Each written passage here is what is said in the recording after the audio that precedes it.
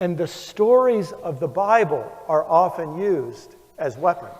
Thinking about what Juanita said yesterday, white folk especially need to talk about this, because our history, in ways that very few of us are very conscious of, our history is the story about how the stories of the Bible have been used in extremely destructive ways. The story of the Jews, or the children of Israel, leaving Egypt and going into Canaan became the primary narrative, a primary narrative that framed the founders of this country and their encounter with the native peoples. The result was destructive. And if you speak to many native peoples today, they will tell you we are not anywhere close to dealing with the aftermath of that story. The same thing happened in Africa. King Leopold lived by that story, was part of a whole European empire that lived by that story and justified a Holocaust that very few people know about, how in a period of something like 20 years, 6 million Congolese people were killed. The estimates are between 10 and 20 million Nigerians were killed. The impact of colonialism that was fueled by an understanding of the Bible is far-reaching. I know I look pretty old. I'm 57. I know I don't look a day over 67, but I'm not that old, okay?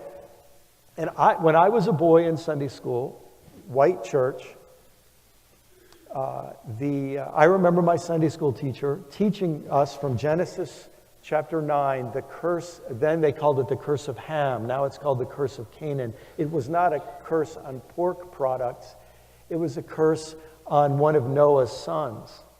And we were taught, because of that verse, that I remember my Sunday school teacher very sincerely telling us, it's a sin to date a person of another race, because to marry them would be a terrible sin. Well, the impact of an interpretation of a story of Noah getting drunk and his son has resulted in and has been used to justify unjustifiable things. And if white folk want to just say, oh yeah, that's all in the past, that's just a sign of how blind we are to white privilege and the aftermath of racism and how our Bible has been used as a weapon. If you ever get to South Africa, you'll discover that the whole system of apartheid was designed in the 1950s and 1960s in a seminary in South Africa, in Stellenbosch. And it was theologically justified from beginning to end. It became a political system after it was presented as a theological system. And one of the reasons that Dr. King has been so important in American history, and I think will be for centuries to come, is that he used the same Bible that had been used to justify racism and oppression and segregation. He used the same Bible to tell stories that led to reconciliation and peace and a new dream. Amen?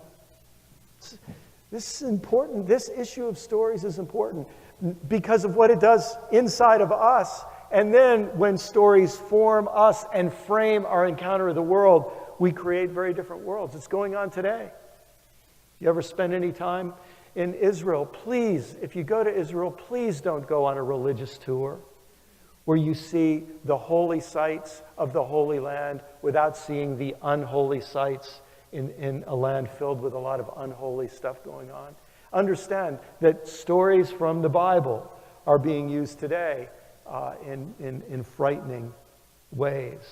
For example, the story of Samuel and Saul in 1 Samuel 15, where Samuel was commanded to go and attack Amalek, utterly destroy all they have, do not spare them, but kill both man and woman, child and infant, ox and sheep, camel, and even donkeys. And of course, I grew up hearing these Bible stories, never knowing that this text was used by Catholics in the 30 Years' War to justify killing Protestants, and by Protestants in the 30 Years' War to justify killing Catholics across Europe. how Puritans used this verse to justify slaughtering Native Americans, and how it's still being used today. Wasn't too long ago, I think it was in 2009, that Benjamin Netanyahu was asked about Iran, and his response was, "Think Amalek." Does that send a chill up your spine? Stories frame us. There's been a lot of controversy about an evangelical organization that my children benefited from. Some of you might be involved with it. Child Evangelism Fellowship uses that story of Saul and Samuel and killing the Amalekites to tell children how they ought to obey God. And when some atheists got a hold of that and heard, they said, "Boy, these people are being formed to kill us." And they got a little nervous, and I can see why. So stories have a powerful, powerful effect. And I think we have some serious work to do in this regard, brothers and sisters. You know, some theological problems are modular. You can take out your eschatology unit and plug in a new one. You can take out your theory of atonement unit and plug in a new one. But some of our theological and spiritual problems are systemic. And you can't just change a unit. Something deeper has to happen. And I think that that is part of our struggle.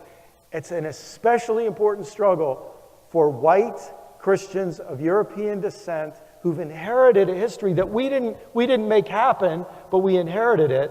And in some ways we now run the machinery of. We have some work to do on how we look at the biblical text and understand story.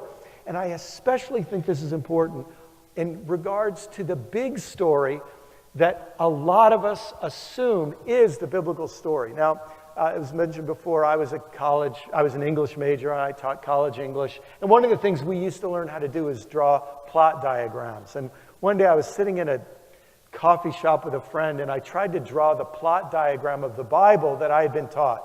And I'm going to guess that a whole lot of you, when you see this, you can fill in the names, right? You know, this is the story of the perfect Garden of Eden, the fall into a fallen history, and eventually there'll be salvation to heaven, and if it doesn't go so well, to hell.